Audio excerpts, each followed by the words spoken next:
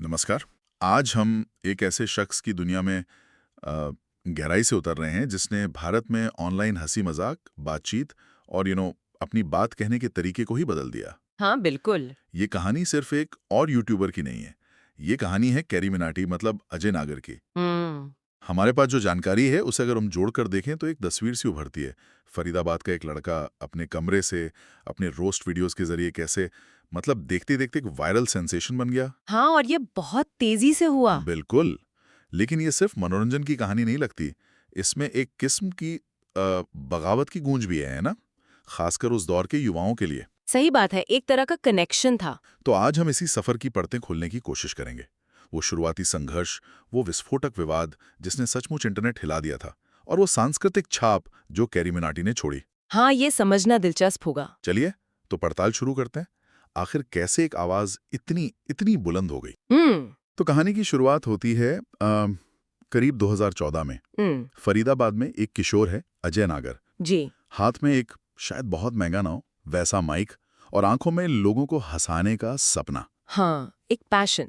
लेकिन सिर्फ हंसाना नहीं, शायद वो बातें भी कहना जो आमतौर पर लोग कहने से थोड़ा झिझकते हैं। बिल्कुल, वो बेबाकीपन शुरू से था। और जैसा अक्सर होता है, शुरुआत तो धीमी ही थी। गेमिंग वीडियोस बनाते थे, हुँ। लेकिन उन पर वैसा ध्यान नहीं गया। हाँ, शुरू में स्ट्रगल तो होता ही है। कुछ 100 व्यूज, शायद उससे भी कम। ये वो दौर था जहां कई लोग शायद मतलब हिम्मत हार जाते हैं। सही बात है, कंसिस्टेंसी बहुत ज़रूरी है। लेकिन अजय नागर लगे रहे, प्रयोग करते रहे, कभी गेमिंग, कभी मिमिक्री, कभी किसी वीडियो पर अपनी कमेंट्री।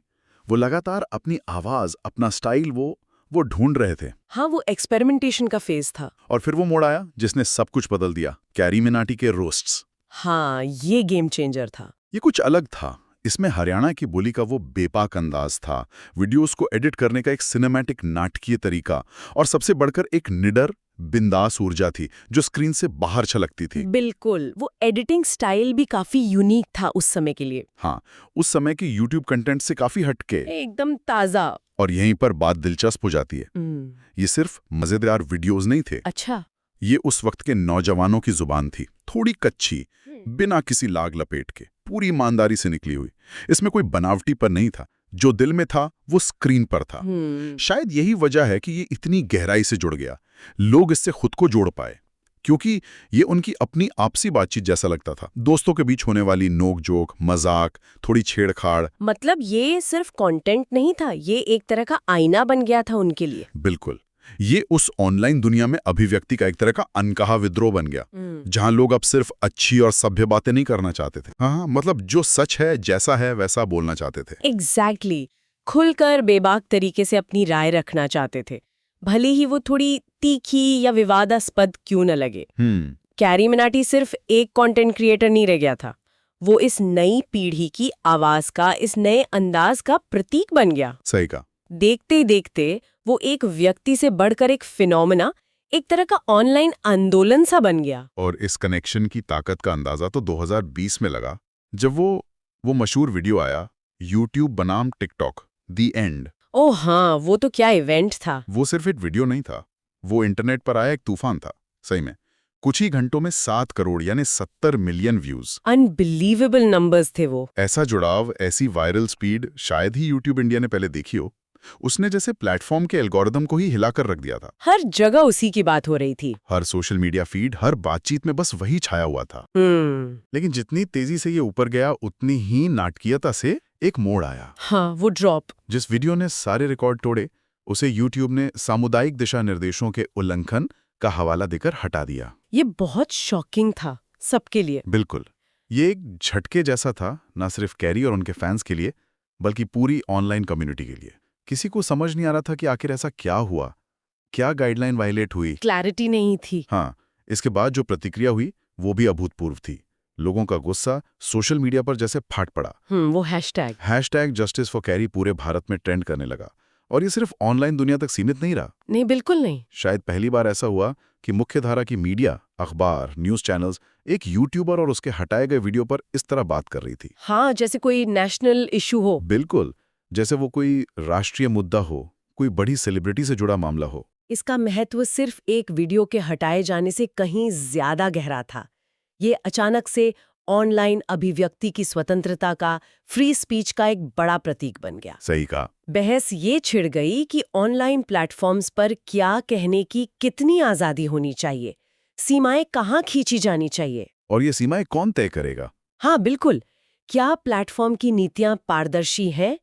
कैरी उस वक्त सिर्फ अपना या अपने वीडियो का प्रतिनिधित्व नहीं कर रहा था, बल्कि अनजाने में ही वो हर उस क्रिएटर की आवाज बन गया था जो अपनी बात रखना चाहता है ऑनलाइन। हाँ, जो ऑनलाइन स्पेस में अपनी बात रखना चाहता है, अपनी पहचान बनाना चाहता है, लेकिन प्लेटफॉर्म की ताकत और नियमों के आगे खुद को शायद कभी-कभी बेबस पाता है। ये एक दिलचस्प नुक्ता है। मतलब ये सिर्फ एक रोस्ट वीडियो का हटना नहीं था, ये क्रिएटर बनाम प्लेटफॉर्म की एक बड़ी बहस का एक सिंबल बन गया। बिल्कुल।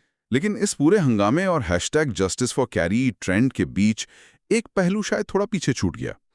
वो पहलू जो अक्सर प्रसिद्धि की चकाचौंध में छिप जाता है, पर्दे के पीछे का इंसान। हाँ, ये अक्सर होता है। हम स्क्रीन पर पर्सोना देखते हैं, इंसान को भूल जाते हैं। सही। इस बाहरी शोर और विवाद के केंद्र में एक युवा लड़का था, अजय नागर, जो यकीनन इस अचानक मिली प्रसिद्धि, लोगों की उम्मीदों के भारी बोझ, हाँ, वो प्रेशर और साथ ही नफरत भरे कमेंट्स और आलोचनाओं के दबाव से भी जूझ रहा होगा। बिल्कुल। जब आप इतने ज्यादा देखे और सुने जाते हैं तो आपकी हर बात, हर मजाक, हर शब्द का विश्लेषण होता है, उस पर बहस होती है। ये मानसिक रूप से बहुत बहुत थकाने वाला हो सकता है। बिल्कुल। कैरी ने खुद भी कभी इसी तरह की भावना व्यक्त की थी। शायद कहा था कुछ इस तरह कि मैं कैमरे के पीछे एक नॉर्मल बंदा हूं जिसे बस अपनी आवाज से दुनिया तक पहुंचना था। ये लाइन बहुत कुछ कहती है? बिल्कुल। ये याद दिलाती है कि उस बिंदास, कभी कभी आक्रामक लगने वाले कैरी मिनाटी पर्सोना के पीछे एक आम इंसान है। हाँ, अपनी फीलिंग्स के साथ, अपनी भावनाओं, अपनी असुरक्षाओं और अपने संघर्षों के साथ। और यहीं पर प्रामाणिकता की वो ताकत सामने आती है जिसका जिक्र हमने पहले भी किया। हाँ। कैरी ने कभी परफेक्ट होने का, एकदम पॉलिश्ड और सधावा दिखने का दिखावा नहीं किया। उसकी भाषा, उसका अंदाज, उसकी गलतियां, सब कुछ बहुत वास्तविक लगता था। हाँ, वो रॉनेस थी। उसने अपनी कमियों को, अपनी खामियों को छुपाया नहीं, बल्कि उन्हें अपने व्यक्तित्व का हिस्सा बनाकर पेश किया। शायद अनजाने में ही उसने लाखों युवाओं को यह संदेश दिया कि आपको परफेक्ट होने की जरूरत नहीं है, आप जैसे हैं वैसे ही ठीक है। अपनी कमियों पर शर्मिंदा होने के बजाय उन्हें स्वीकार करना, शायद उन पर हंसना भी ठीक है। तो क्या ये कहा जा सकता है कि उस दौर में जहां ज्यादातर कंटेंट बहुत स्क्रिप्टेड और परफेक्ट दिखने की कोशिश करता था, कैरी का ये कच्चापन, ये रॉनेस ही उसकी सबसे बड़ी ताकत बन गया? काफी हद तक ये दिखाता है कि कंटेंट का हमेशा तकनीकी रूप से बेहतरीन होना या हर शब्द नपातुला होना जरूरी नहीं है। हाँ, असली होना जरूरी है। उसका असली होना, सच्चा होना ज्यादा मायने रखता है। दर्शक उस बनावट से ज्यादा उस असलियत से जुड़ते हैं। सही बात।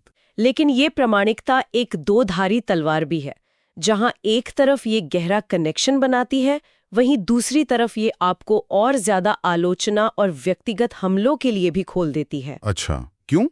क्योंकि लोग आपको एक परफॉर्मर से ज्यादा एक वास्तविक व्यक्ति के रूप में देखने लगते हैं, तो उम्मीदें भी वैसी ही हो जाती हैं और जजमेंट भी। समझ गया। और इस प्रामाणिकता और कनेक्शन का असर सिर्फ यूट्यूब के व्यूज या सब्सक्राइबर काउंट तक ही सीमित नहीं रहा, इसका गहरा सांस्कृतिक प्रभाव भी पड़ा, है ना? हाँ, बिल्कुल। कैरी मिनाटी ने सिर्फ यूट्यूब के कंटेंट का लैंडस्केप नहीं बदला, उसने भारत के युवाओं, खासकर छोटे शहरों और कस्बों के युवाओं में आत्मविश्वास की एक नई लहर पैदा करने में भी, मुझे लगता है, भूमिका निभाई। हाँ, ये बहुत महत्वपूर्ण पॉइंट है। कैसे?